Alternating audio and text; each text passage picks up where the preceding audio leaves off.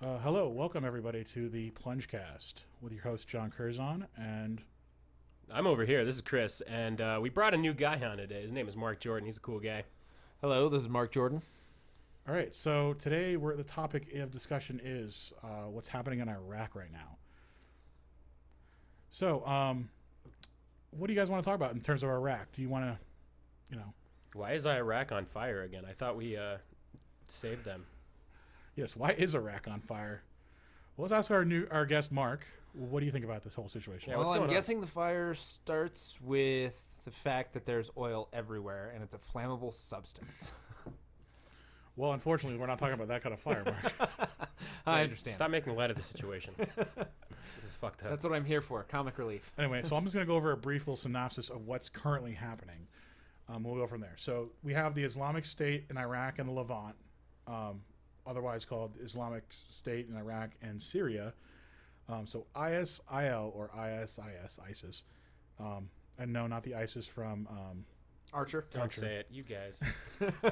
What they have done is they have, I think they were fighting in Syria against Assad, but now they've poured over the border into Iraq and they have claimed Mosul, Iraq's second largest city, and I think that's the actual city name because Yes. every time I read the newspaper it says Mosul, Iraq's second largest city, not just Mosul on its own. No, I'm pretty sure that Mosul is the city's name. It's not. That's not fully titled the second largest city in Iraq. Oh, so I'm mistaken. Anyway, Pretty sure they wouldn't use English words to title their cities. then we have Tikrit, Saddam Hussein's hometown, and I'm not going to make that joke again. Let's stick away from that joke. And I think I don't know how to. I think it's Baji, where Iraq's largest oil refinery is, and this was like about half a week to a full week ago before we recorded this. Is what they've taken, and there was a lot of reports about them either at the how do I say the edge of Baghdad or on their way to Baghdad. But then I have yet to hear anything about Baghdad other than a lot of Shiite militias forming there to defend the city, and then the holy sites in particular, those in Baghdad and then those south of Baghdad. So what ISIS have been doing along the way is they've been capturing.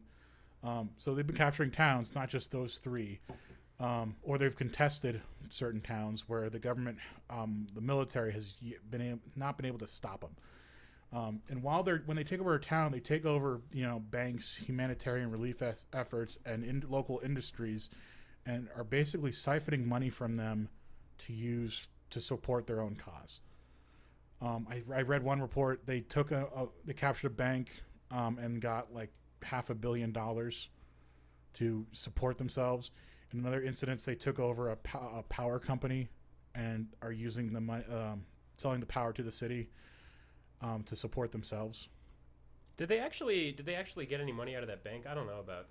I don't know. I thought it was odd when they said they got $500 million because Yeah. what bank has $500 million just sitting in cash?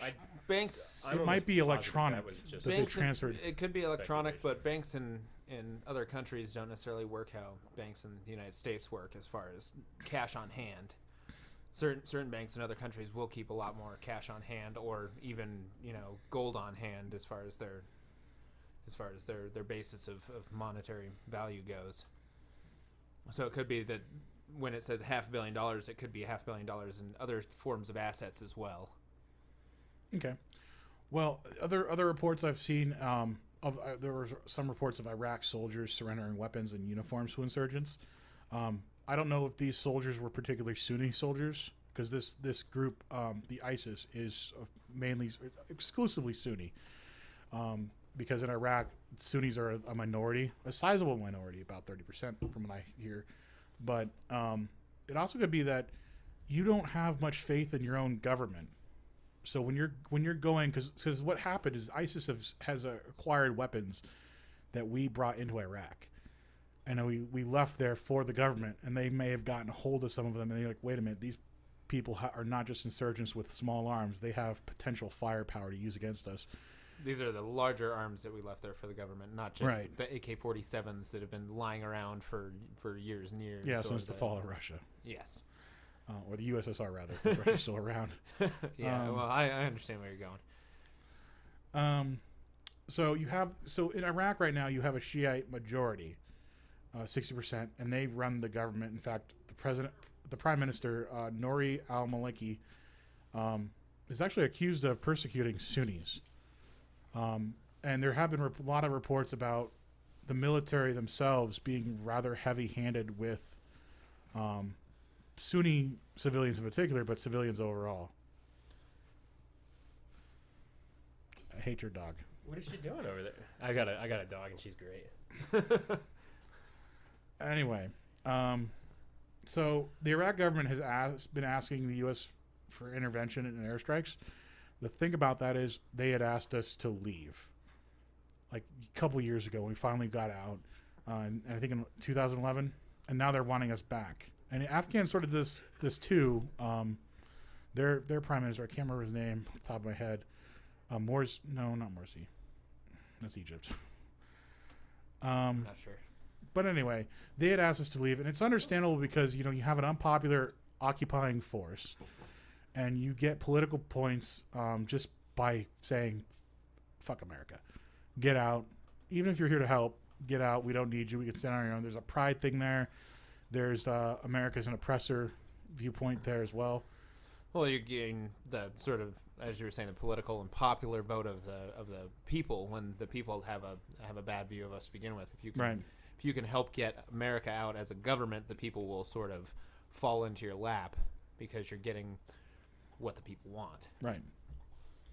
And the problem with this whole thing, though, is we don't necessarily want to get back involved, particularly the Obama administration, because Obama and his administration worked really hard to get us out, to end the war, and now we're going to get back. We might get back in just by virtue that we don't want a Sunni. It's not about Sunni. It's about this ultra conservative fundamentalist Sunni group being in charge of what they want is an autonomous state that spans Syria and Iraq. So the reason we would get back involved would be to keep it from becoming a radical government rather than one that we're sort of self-imposing, trying to build up. Like a rogue state. Yes. Now, I sort of want to go over what I've been reading about the causes of this current situation, and some people think this goes back almost 100 years to the fall of the Ottoman Empire. Jonathan Marcus from the BBC, he's a diplomatic correspondent. He laid out 6 things that went wrong for Iraq. The number one thing is original sin. He quotes, most of the Middle East was carved up by France and Britain after World War One, sort of under the old colonial standards, like we did to Africa, and we did to the Middle East.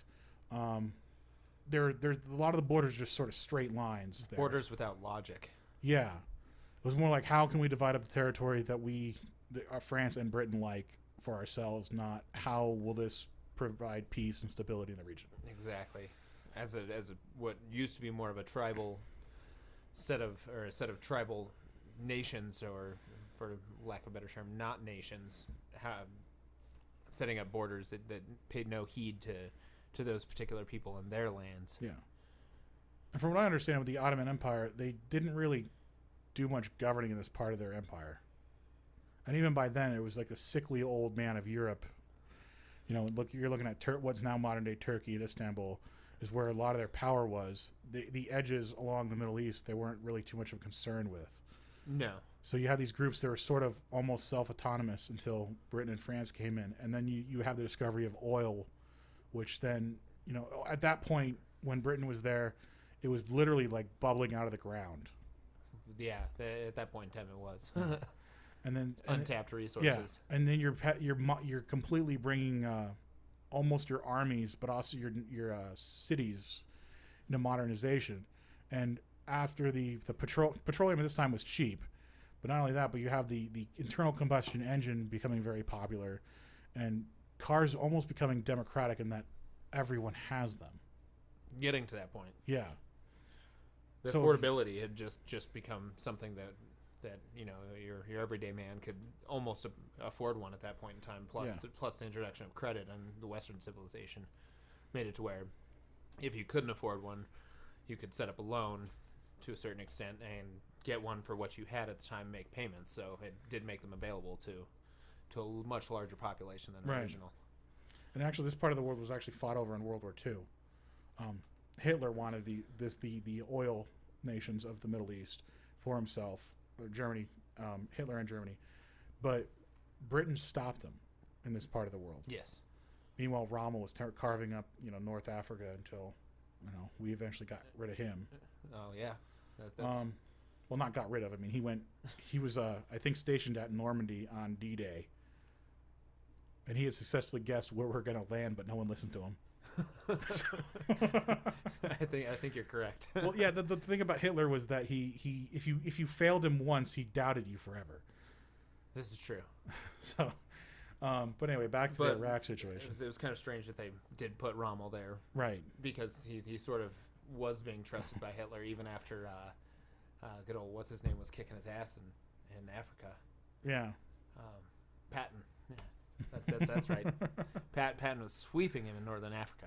I generally, when I watch these, like, fact check, and then I'll put a little blurb at the top and text if you're wrong. So I hope you're right. I'm pretty sure that Patton was sweeping Rommel in Africa, because Rommel was the predominant force of Germany in Africa until the United States went in with Patton. Right. It's been a long time. Patton was the general of the African front. I'm going to tell you right now, all my history and knowledge on World War II comes from Battlefield 1942. So, Most of my history knowledge of Patton was influenced by George C. Scott. So anyway, back to Iraq. The second, Jonathan Marcus lays out the second problem. The thing that went wrong for Iraq is Operation Iraqi Freedom. I'm glad we finally settled on a name on that, because I remember we called it Gulf War II when I was in high school. All of those were legitimate names at one point in time for different operations of the war. Operation Find Justification for Going into Iraq, I think, was one of them. That was the fourth name. Okay. I just remember the mass destructions was the terms we went in on, and we didn't find anything. I believe Iraqi Freedom was actually the fourth name. I wouldn't quote myself on the number there, but I believe up until, because it was at first the invasion. I'm not sure what it was called, but it was the invasion, then the fall of Saddam, and then once Saddam had fallen is when it became Iraqi Freedom. Right. So his explanation is, you took a government with effective, if not brutal, control, and handed the Iraqi people a layout for the government, but with a Shiite majority, which led to a Shiite-dominated government. There was no real good, solid plan to protect everyone, these groups of people who don't trust each other. I'm not going to say hate, but they don't trust each other for sure. No, because they still believe, and probably with some truth behind it, that each particular sect doesn't have the other person's well-being in mind. Right. So even if you are democratic and you are voting on issues, they're not going to be voting with your best interest in mind. Yeah, because here's what happened during Saddam's reign. Is he's brutal. He kills everyone who doubts him or he sees as a threat. In fact, he killed his way to the top, I think. I'm pretty sure you're correct. In the elections, he killed his opponents to be at the top. But these kind of dictatorial dictators. Dictatorial? Yeah, thank you. Governments tend to be more secular in nature than in very religious countries. So there's a plus. Women usually have more rights. But here's the other problem. It was a Sunni-led government. Iraq was Sunni. His Ba'athist party was mostly Sunni. And Shiites were basically second-class citizens, which puts a bad taste in your mouth if you're part of that group. Especially when that part of the group is the majority of the country. Yeah, and then you come to power. So there's almost that sort of revenge thing going on. Like, I don't trust Sunnis, blah, blah, we'll do, This is a look at what the Sunnis did to us for... Yeah, and it wasn't even the Sunnis. It was a Sunni-led government. Yes. Much like right now, it's not the Shiites necessarily doing this. It's just a Shiite-led government who are there because it's the Shiite majority that voted him in. The third problem he lays out is the U.S. pullout. So just like trying to avoid having a kid, you pull out, you inevitably fuck it up at some point. So U.S. forces courted Sunnis to help fight in any insurgencies. We were training both Shiites and Sunnis, but when you pulled out, the agreements that the Sunnis had made broke down. Like, oh, so the American, we might not like them, but there's no reason to like absolutely hate them more than any other group, especially when they're trying to make inroads with us. But then Okay. you distrust the Shiites, so any agreements you had to work with the Shiites without that third party to broker them breaks down. I mean, that makes sense. It's sort of siblings that are fighting. A parent intervenes. The siblings sort of grit their teeth and bear it until the parent leaves again, and then they're at each other's throats. Yeah. And in fact, after the U.S. pulled out in 2011 and 12, the government in 2013 and 2014, being Shiite dominated with the military, in control of the military, saw an increase in number of civilian deaths. It like skyrocketed. Because it was really high during the initial parts of the war and the insurgencies, but after everything died down, everything was sort of mellow for a while, and then civilian deaths skyrocketed again after the U.S. pullout. Well, it makes sense too. I mean, just from a third party standpoint, because we pull out and they still have to keep some sort of order, and if it's order by violence or order by shock, then that's the way that they're going to do it.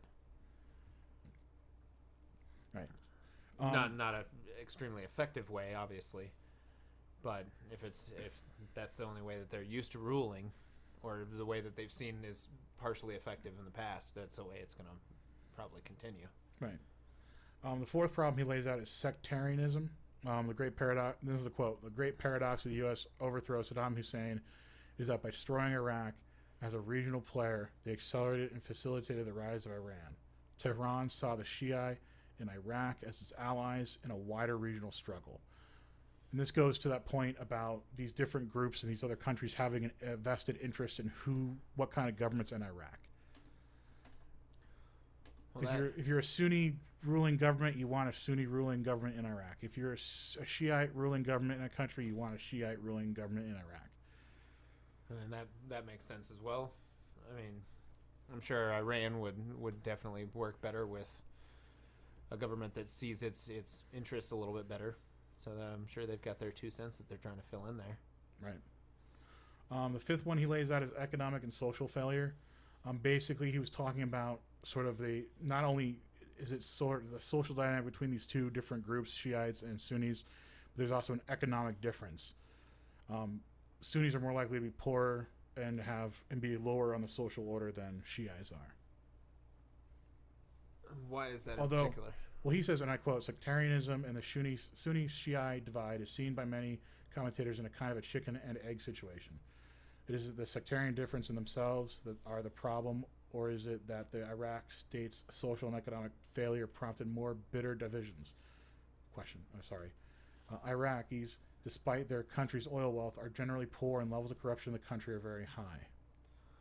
Well, that's going to be the same case with any government in any part of the world where the corruption's high.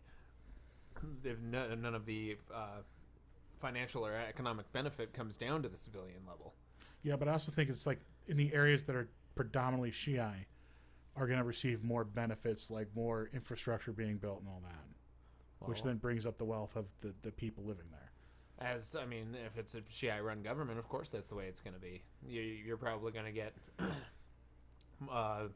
more benefits from the government for building. You're going to get, there's plenty of different reasons why the government's going to look out for its own. If it's just as a Shiite-run government, if it's a predominantly Shiite town, well, let's build up the infrastructure here because they're basically brethren. Might as well share the wealth. Whereas if it's an opposing view, I don't see the need to really want to help them out as much.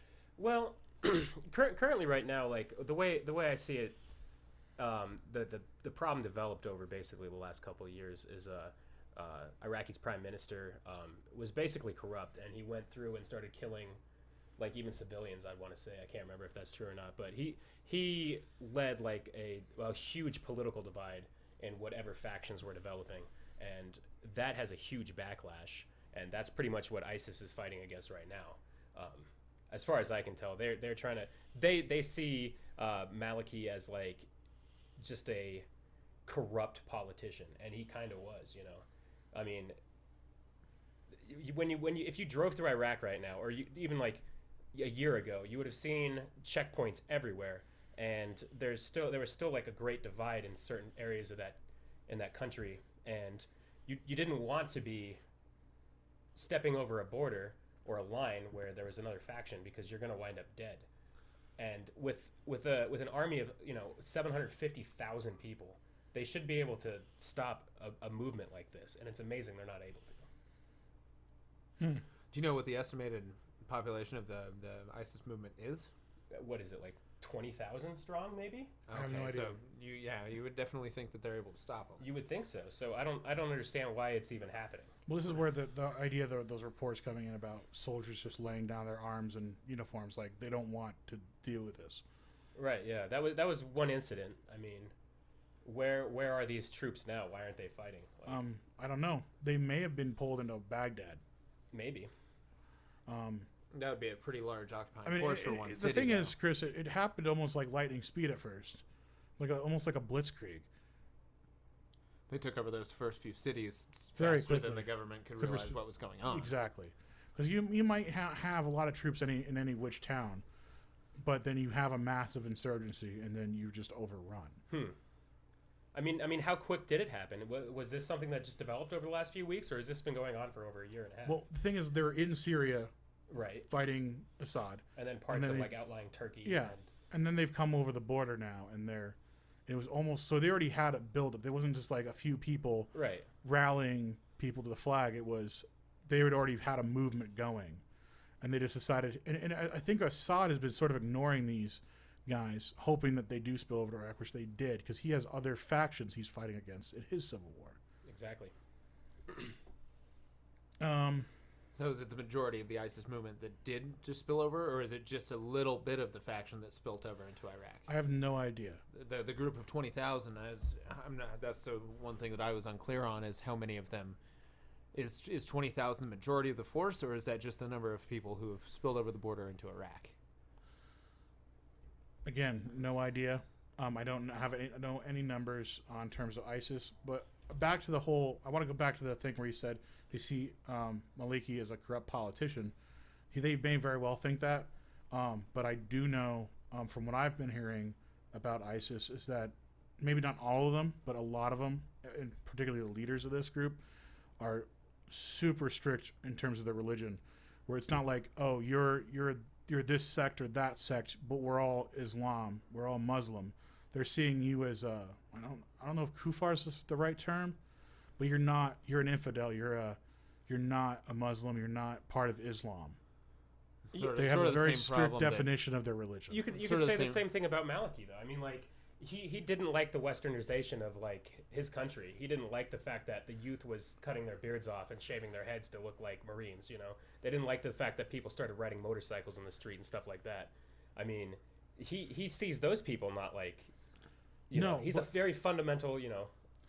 But what the ISIS they're talking about is like you're even if you're Sunni, doesn't necessarily mean you're Sunni or Islam or Muslim. Yeah. Like and they're demanding you institute these kind of rules and behaviors in the government. In their state they want to establish, it's going to be this very strict fundamentalist interpretation of their text. Right. It's not like, because Maliki, I mean, even if he wants to do that, he has yet to try it, as far as I know, and the government is not instituting these laws. Now, the documentary you and I watched, on the Vice one, 10 years after Saddam, they're talking about, you talk about the public opinion, and yeah, there's a lot of people who are like, well, these kids, they don't like them doing this or that or the other thing, but they're doing them, and they're doing so, if it's illegal, they're not being crushed down just with... Yeah, there was definitely a lot more freedom. Yeah. But not as much as you and I would like, because the three of us are not used to it. Right, yeah. One of the other things I heard from one of the refugees from Iraq was that they were more comfortable with the fact that the government might get toppled because they were still fearful of their own government. And that is never a good thing for a country. I mean, if you can't trust your government, or even just a little bit, I mean, and you're saying, even though I'm on the run for the second time potentially, if you're a refugee from Syria, that you're fine with the fact that your government's getting toppled, I mean, that's a pretty scary thing. For sure. And there's also that documentary we watched, people were talking about how this And this is not just in Iraq. I've seen this in Russia too, where some people are like, "I'm glad Saddam Hussein's gone," but then other people almost want the stability back. Like in Russia, it was a dictatorship, but it was stable. Yeah. Stable dictatorship. Like in Russia, you have like, especially among the youth, from what I understand, they didn't live under the oppression of the USSR or the communist regime, but what they yearn for that, almost that power and how powerful your country is, and state, nation, Just worldwide, the national pride. Yeah, national pride, the vanity, and maybe they think that it was better because, I mean, in some parts of the world, or in that country, it's still hard to get certain things. So maybe they're thinking like, well, the government provided, whereas now we can't get, any, this, that, or whatever, I mean, how much does it cost to buy a car there, and how long do you have to wait? I don't know, but it could be a long time. I mean, there's a lot of insurance, fraud I know there. That's why everyone has a dash cam. Oh, and you're talking about Russia. Yeah, so. Russia. Yeah. Okay, that makes a lot of sense. But well, I don't know. I don't know much about the auto industry there, but I can't see them. Most of the titans of the auto industry necessarily exporting a good number of automobiles or anything to countries that live in, not a state of poverty per se, but a state where it's going to be more difficult for them to pay for something that is something of a higher price. I mean, it's probably the reason why there aren't a lot of Corvettes on the street out there. yeah. But when we're watching this, Chris and I watched this video. We've been talking about it a couple times now. Okay. It's a Vice documentary, 10 years after Saddam, and the beginning of it follows. Most of it follows. This, I think, was it the singer from this heavy metal band? It's the only heavy metal band in Iraq. He had to flee because he was getting death threats. This is during like the war. Yeah. So Vice went in with a camera crew early on in the days of Iraq, like the invasion of Iraq, and there was that band or whatever. They made a great documentary. It was Bombs in Baghdad or something. I can't remember, Rock and Roll in Baghdad or something. And just followed around this like political activist that was in a band that was basically getting death threats all the time. And they actually went back and looked at the house him and his band used to practice in, and sure enough, it was in rubble. Pretty crazy stuff. Do you know what this band was called? Do you remember? Man, I remember they said one of the bands that they were talking to, and it might not have been the first one. It was like Corpse Face Dog. Corpse Face Dog. Because they went back and there's other heavy metal bands that they're there, and that was, I think, one of the band's name was Corpse Face Dog, and they're like, why is the name that? It's like, because you'd find these soldiers, they'd be killed, and they'd be dragging them around, and they'd get a dog head and sew it on in place of the soldier's head. holy shit, they did that? Huh. Fucking A, that's real. That's a pretty brutal name for a band then. Well, Especially with the meaning behind it. Yeah. But I mean, that kind of stuff happened all the time when they get a hold of a soldier and they'd kill him, and they, string him up and hang him, or, just kill him or just disembowel him right in front of the street. It's not that these people are savages. It's that the emotions are running high. You have these like people coming in and just, you see them as the enemy. And when you see someone as an enemy, they're no longer necessarily human to you. It's I almost think that enemy is too light of a term as far as that goes.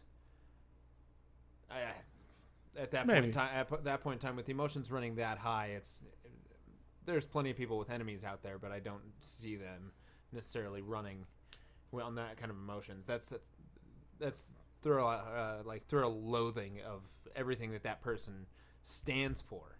Right. They're not I would say they're not personalizing that person as as George or whatever his name could possibly be. They see that as every single problem that America brings into it, or whatever force could be occupying at that point in time. Yeah. That particular dead soldier is everything that is wrong with the country. And now I could easily see if a right-wing militia, one of these asshole right-wing militias that are in the country, with all the guns, decided to invade and occupy Fort Collins. Just imagine this. If I have my hands on one of them, I don't know what I would do. But I think that's sort of the thing. It's like the invader, like, especially when you like, they shoot someone, whether or not they were an insurgent or part of the military or not, you knew them, they're a family, they're a friend. It wasn't this impersonal, thing. Like the soldier shot him because it was this impersonal thing. It was, we're here to do a job, and our job is to fight, any threat that could be posed to civilians and to the military. Yes. Sometimes you make mistakes. A lot of mistakes were made. Mistakes are always made. You the question of whether or not you learn from those mistakes is always the ever present. Yeah, but to the family I knew that person. Like, you just took my friend, my father, my brother, my daughter. That brings a deep boiling hatred that like I was saying, I don't know if the word hatred or loathing or enemy even can actually colorfully describe that feeling that somebody feels for a group well enough to actually embody the emotions that you feel. Right. And this is almost why I just want to say, it was for my opinion on the whole situation, is just, I want to say stay the fuck out of Iraq.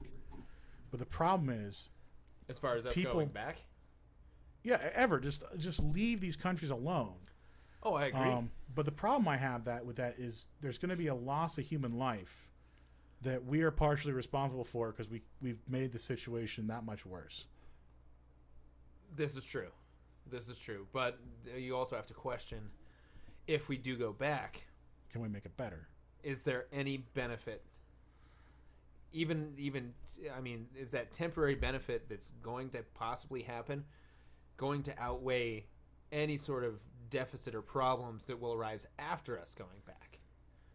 It'd be really interesting to see. I don't know how the oil contracts exactly worked out after Iraq, but I know a lot of different countries got involved. In fact, I don't think we got many of the oil contracts out of Iraq, but like, I'm pretty sure China has some that are like under pressure right now. We'll see what happens, and then the Kurds obviously have a few, like 3 or 4, and it'd be interesting to see what kind of lateral movement we could get in the international community to rally behind like protecting their own oil interests, you know, just because there's so many different contracts out there. But we'll see how it plays out, I guess. See if we can see if we do go back, if we can get more allies than we did the first time. Yeah, even if China would go in, you know, like, I don't know if they would or if they really have any interest to, but it seems like they would want to protect their oil interest, and I mean, that should be a good way for us to join forces with them. That would be more allies than we had going in the first time, because I don't remember what country it was, but some country said that they would donate a bunch of monkeys to fight alongside with us. Oh, who said that? That's awesome. I don't. What was that? I never heard that one. Dude, there was one of the people who at the beginning of the invasion of Iraq. Yeah, it was Puerto Rico. That makes sense. Puerto Rico said that they would donate. Yeah, I see the numbers, 2,000 monkeys, and I believe it was to carry bombs in or something along those lines. So sort of our own little suicide bombers. Wow, how about that? See. So if by chance with these new oil contracts we could get more allies to sort of go and fix things than we could the first time we went in, it could possibly be beneficial, but you still have to question, are the benefits of us going back going to outweigh any sort of backlash or downfall in the long run? Fuck, the camera went off. Did it really? Yeah, Mark's one went off. No way. Well, we are not going to have video for Mark. We'll have to put a little picture-in-picture again, which is always fun. John's stepping out. Our production is now trying to fix the film problem. That was a nice little noise. Yeah, so according to the New York Times, the Chinese are the biggest beneficiary of this post-Saddam oil boom in Iraq, which is funny because a lot of people said, you know, we went in there for oil. But, I mean, how much did we really reap the benefits of that? China did it right. They waited for us to fuck everything up. Well, we may not have gained the oil contracts, but whether or not we get benefits from it in the long run is also a question. Yeah, I don't know. I think the majority of the oil was actually just going to China. Well, there's another angle to this. The angle I was hitting on was the human life angle. But there's another, thinking of the people whose lives there. There's another angle of this, and you'll probably hear conservatives argue this in this country. It's the defense of America. Yeah. So ISIS is what they're afraid is that ISIS is going to become like this rogue state that harbor. And I've already been hearing people calling them Al Qaeda. I don't think they're Al Qaeda. Who, ISIS? Yeah. Al Qaeda hates ISIS because they're too violent. They want to separate themselves from them. But people Al Qaeda, a very violent. So this is the rhetoric you're already hearing. Is they're assigning them the label Al Qaeda as if Al Qaeda is like Middle Eastern terrorists. Right. Well, Al Qaeda. We just use it as a word to. Al Qaeda has been used way too broadly for other facts of militants or factions of militants that aren't even Al Qaeda, just because I would say it's for the less intelligent people of America who don't know any different. Anybody who is a terrorist in the Middle East now is Al Qaeda.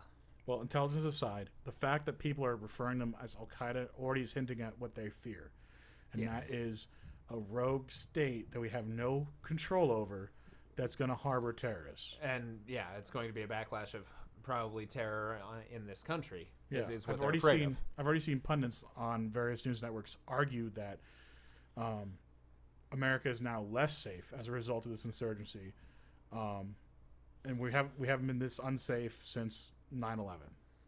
I don't know what that means personally. People are going to say that constantly until there's another attack, and then once that next attack happens, if that next attack happens, it'll be, we haven't been this unsafe since this next attack happens. Right. It's going to constantly be compared to 9/11 or a state of fear since 9/11, or how do you really judge that? And that's where I want to see their facts as far as this goes.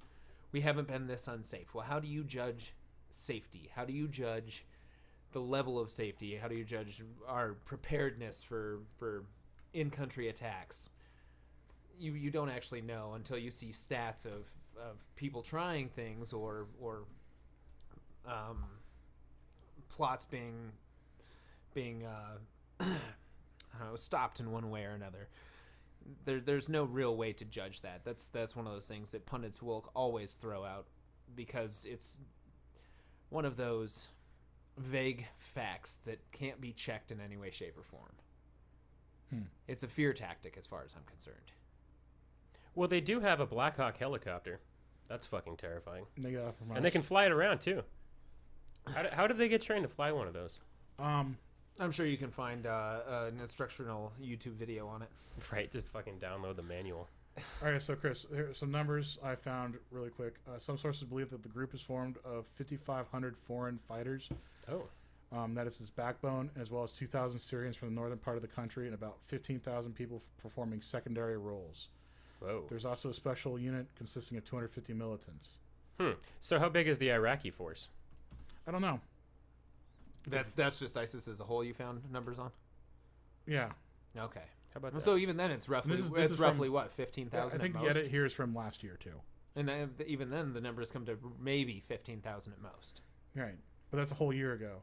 Yeah, well, it definitely could have grown significantly in a year. It's not a brief period of time. Well, that's also a relative statement. It is a very brief period of time in the scheme of things. Okay, so 2014 events with ISIS, or ISIL, if you want to call it Levant. No. 3rd of January, ISIL proclaimed an Islamic State in Fallujah. Same day, Army of the Mujahideen, the Free Syrian Army and the Islamic Front launched an offensive against ISIS-held territory in Aleppo and Idlib provinces. So there's a lot of things that happened in January. Let's see if we can get more current.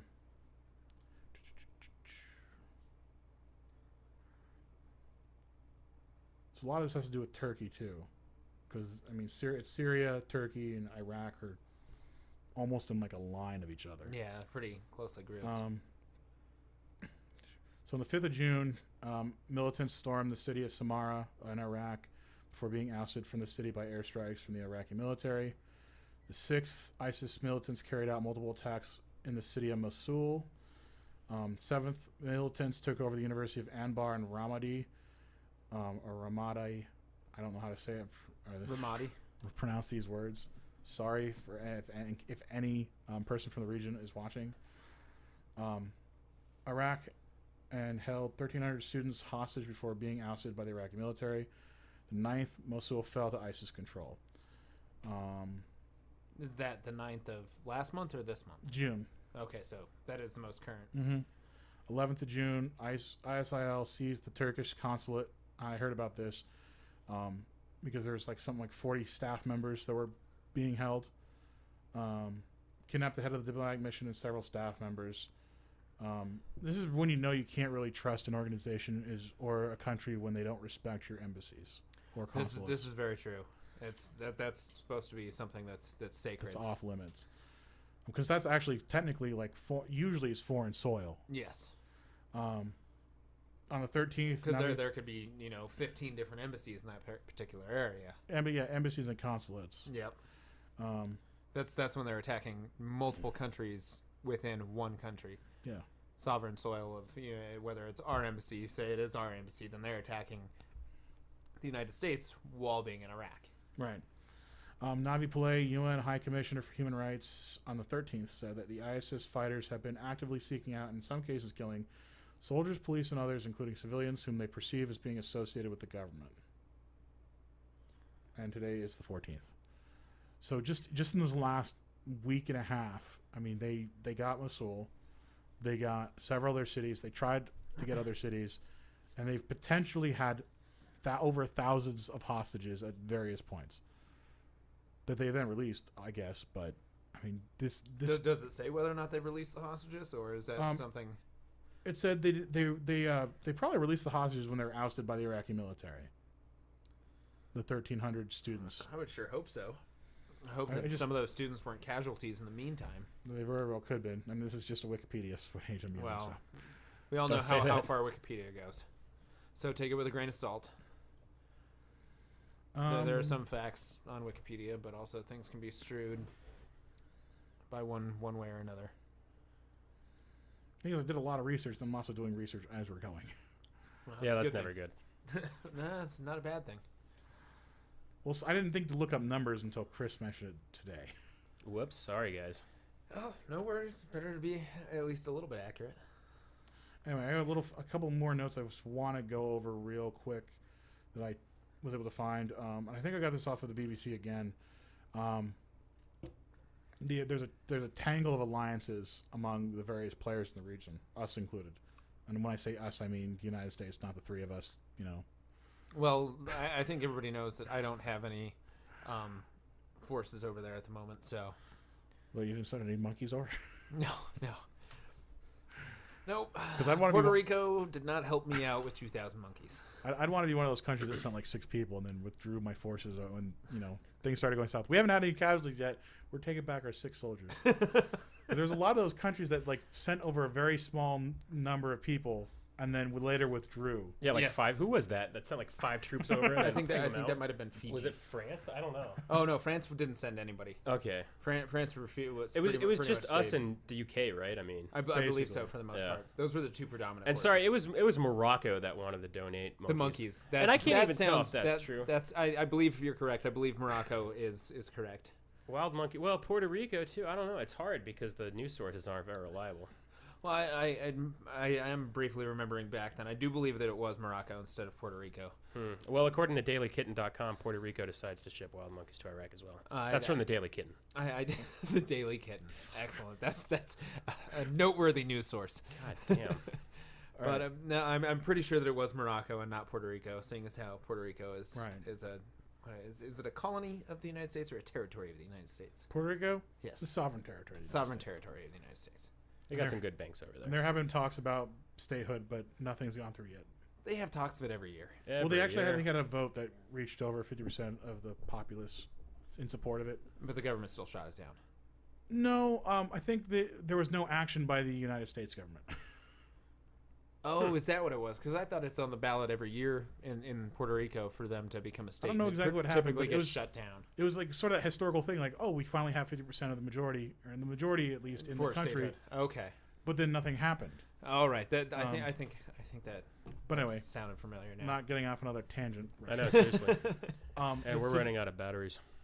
We better hurry this up. So anyway, and Iran and the United States have been enemies since basically 1979 with the because we put in the Shah, and then they was overthrown and the Ayatollah came into power. So we remain highly antagonistic. I don't think we have direct diplomatic relations. It's through, I think, Sweden. I believe you're correct. We back opposite sides in the Syrian conflict. We back the rebels. They back Syria. But we have a major common interest in the survival of the Maliki government in Iraq and the defeat of Sunni extremist militias. In terms of United States and the Gulf monarchies, including Saudi Arabia, we're longstanding allies. and we share a constant interest in containing Iran. And we back the opposition. We both back the opposition to Assad's government, but the monarchies are often hostile to American-backed or Shiite-dominated Maliki government in Iraq. And the Gulf money has financed jihadist fighters in Syria and Iraq, and the United States wants no part of it. But also, I think a large number of the hijackers on 9/11 came from Saudi Arabia. I'm pretty sure you're correct on that one as well. In terms of Turkey, that was one of the big debates back when we first invaded Iraq. Is why are we invading Iraq and not Saudi Arabia when most of the attackers or the hijackers were Saudi descent, not Iraqi descent. Right. In fact, I believe not a single one of the hijackers was Iraqi. I would not be surprised with that. In terms of Turkey and the Iraqi Kurds, they've developed extensive commercial relations, have agreed to cooperate in Syria, but the Turks are wary of Kurdish gains in Iraq for fear that it will prompt a flare-up of Kurdish separatism in Turkey, because they're also an ethnic group in Turkey. The Kurds are deeply suspicious of Turkish intervention in Iraq, much like I think we are too. I can understand. Although I think at times we wanted them to help out, but we don't want them to influence it. I mean, it makes sense. And then there's the between the Kurds and the Maliki government, because the Kurds are the smallest minority, I think, in Iraq. They're on the northern part, and they want their own autonomy. I'm wondering how long they've been is that small of a minority, because I do believe that it was Saddam who was gassing the Kurds for a long period of time. Or not necessarily Saddam, but Saddam and the Ba'athist Party was gassing him, and that was before the first Gulf War. So I'm wondering how much bigger the population was back then. All those mass graves that we had found in the first Gulf War were, if I'm not mistaken, Kurdish people. Yeah, they would have had to been, right? They were the progressive group there that they really I do not know much about the history of the first Gulf War, other than it was very short. We went in because it was like a genocide Saddam against the invaded Kurds. Kuwait. Yeah, it was all because of the invasion of Kuwait, but we found out a lot of the terrible things that Saddam had been doing that we didn't know quite as much about before, Right. And that was mainly the gassing, the use of biological weapons. So between the Kurds and the Maliki government, they're at odds on the oil revenue and that the Kurds have, because that northern area of the country, very oil rich. Mm-hmm. In fact, that's where one of the towns that the Sunnis, the ISIS took over. They captured one? Which one? Baji. Oh yeah, that was the largest oil. That was producing. under Kurdish control? May have been. It may have been government control, but again, in that whole area is very oil rich. Yeah, a lot of refineries. Right. But you were saying that Baji. So because they're sort of more self autonomous than the Sunnis are, and they want to be completely independent, and they believe that using the oil revenue in this area could very well get them to the level of independence they want. Yeah. And they have sectarian differences. Most Kurds are Sunnis, actually. Yes. But the Maliki government and the Kurds share an interest in preventing a Sunni militant takeover of either Iraq or Syria, and have cooperated tactically against Sunni militant fighters. The Gulf monarchies and the Sunni insurgents, they have a common enemy in the Assad government, share antipathy for Shiite rule and Iranian influence in Iraq and the region, but the monarchies consider ISIS and its goal of a hardline caliphate too extreme a threat. The insurgents consider the monarchies corrupt and irreligious. So, and here's when I was reading this article, and it was in the Christian Monitor, Science Monitor, or whatever. It was an op-ed. The second half, I think I already mentioned this. The half I agreed with. The second half I did not agree with, because the idea was, we divided up these territories and we didn't take into consideration the ethnic groups we're boxing in. The solution this person laid out was let them have at it, let them kill each other until the borders just form naturally like they did in Europe, which I would contest didn't happen in Europe, because there's a lot of wars that happened. Like France used to control England, and then England flipped that around when the monarchies moved over the Channel, and then they controlled large parts of France until France sort of took over over the centuries. There's also a section in between France and Germany where some of my descendants happen to come from that are known as the French Germans because of how many times the border swapped back and forth. Is this now known as Belgium? I don't believe so. Oh, because Belgium has been used, like in World War I, it was like a battleground between Germany and France. And in World War II, it was used as the path the Germans took to invade France because the Maginot Line ended at the Belgian border. It very well could be, but I don't believe that that's the exact area that it is. But for the longest period of time in history, the people in that particular area spoke both French and German. Yeah, because they weren't necessarily sure who was going to be in charge tomorrow.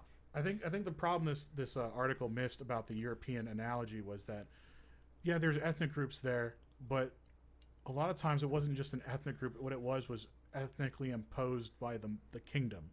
Yes. Like the language sort of evolved as these wars were taking place, as these kingdoms rose and fell and consolidated power. It wasn't just that there was ethnic groups and they killed each other until they developed natural borders, because you still had several countries and nations without outside intervention having multiple ethnic groups inside them, and several countries having very closely related ethnic groups in separate nations. So I don't know. I just think the article just missed the point, and also the person just wants to wash their hands of any responsibility for the crisis that's happening now. Yes, that sounds about right. They're just at that point in time, I can see them, not wanting any responsibility for it anymore. Right. And that's a suitable, I guess a suitable way to go about things if you just don't want any responsibility anymore. It's kind of nice not having any responsibility, but we sort of imposed ourselves. We do have responsibility at this point in time, even if it's just a little bit. We should take a little control, or at least, know the fact that some of this destruction is on our hands. Right. Well, I think we should start wrapping this up. Chris, you have any closing thoughts? I think we covered pretty much everything. I think we'll try to keep you guys up to date on what's going on in the crisis in Iraq. Other than that, I think we covered quite a bit. Mark, anything last to say? It's Istanbul, not Constantinople. Didn't I say Istanbul? Yes. I just wanted to get my "They Might Be Giants" quote in there for the day. Okay. You had me worried there for a second. I was like, am I in denial that the Byzantine Empire has fallen? No. Just had to get my "They Might Be Giants" quote in there for the day. Okay. Anyway, so this has been the Plunge cast with your three idiots for the day with their own stupid opinion. I like to say that just because I know there's always going to be some contrarian who's just going to disagree no matter how brilliant or stupid what we said. And just to let, put that doubt in our minds that we're not perfect. Oh, and I will never claim perfection. So this has been the Plunge cast. Thanks for watching, and I hope you guys have a great day. Please like and subscribe.